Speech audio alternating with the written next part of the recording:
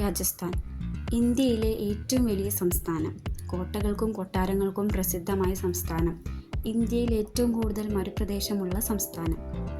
ഗുജറാത്ത്, മധ്യപ്രദേശ്, ഉത്തർപ്രദേശ്, പഞ്ചാബ്, ഹരിയാന എന്നിവയാണ് രാജസ്ഥാൻ്റെ അയൽ സംസ്ഥാനങ്ങൾ. പാകിസ്ഥാനുമായി ഏറ്റവും കൂടുതൽ അതിർത്തി പങ്കിടുന്ന സംസ്ഥാനം. ഇന്ത്യയിലെ ഏറ്റവും വലിയ കനാലായ ഇന്ദിരാഗാന്ധി കനാൽ സ്ഥിതി ചെയ്യുന്ന ഏക സംസ്ഥാനം. ഇന്ത്യയിലെ ഏറ്റവും വലിയ മരുഭൂമിയായ താർ മരുഭൂമിയുടെ ഏറ്റവും കൂടുതൽ ഭാഗം കാണപ്പെടുന്ന സംസ്ഥാനം. സംവരണത്തിനായുള്ള ഗുജ്ജർ പ്രക്ഷോഭം നടന്ന സ്ഥലം. ലോകത്തിലെ തന്നെ ഏറ്റവും പഴക്കം ചെന്ന പർവ്വതനിരയായ ആരവല്ലി സ്ഥിതി ചെയ്യുന്ന സംസ്ഥാനം. ഒട്ടകമേളകൾക്ക് പ്രസിദ്ധമായ സ്ഥലം പുഷ്കർ. ലോകത്തിലെ ഏറ്റവും വലിയ ഒട്ടകമേള പുഷ്കർ മേള. ഇന്ത്യയിലെ ഏറ്റവും പഴക്കമുള്ള പർവ്വതനിര ആരവല്ലി. ആരവല്ലി പർവ്വതത്തിലെ ഏറ്റവും ഉയരം കൂടിയ കൊടുമുടി ഗുരുശിഖർ.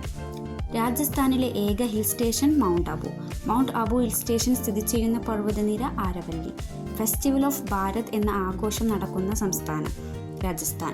സഹകരണ സ്ഥാപനങ്ങളിൽ മത്സരിക്കുന്നതിന് വിദ്യാഭ്യാസ യോഗ്യത കർശനമാക്കിയ സംസ്ഥാനം കൂടിയാണ്. ജയ്പൂർ രാജസ്ഥാനിൻ്റെ തലസ്ഥാന നഗരം. പിങ്ക് സിറ്റി എന്നറിയപ്പെടുന്നു. യുനെസ്കോയുടെ ലോക പൈതൃക പട്ടികയിൽ ഇടം നേടുന്ന രണ്ടാമത്തെ നഗരം. നോർത്ത് വെസ്റ്റേൺ റെയിൽവേയുടെ ആസ്ഥാനം. സ്വാതന്ത്ര്യത്തിനു ശേഷം ഇന്ത്യൻ നാഷണൽ കോൺഗ്രസിൻ്റെ ആദ്യ സമ്മേളനം നടന്ന സ്ഥലം. 1948 INCയുടെ ജയ്പൂർ സെഷന്റെ അധ്യക്ഷൻ ഡോക്ടർ പട്ടാഭി സീതാരാമയ്യ.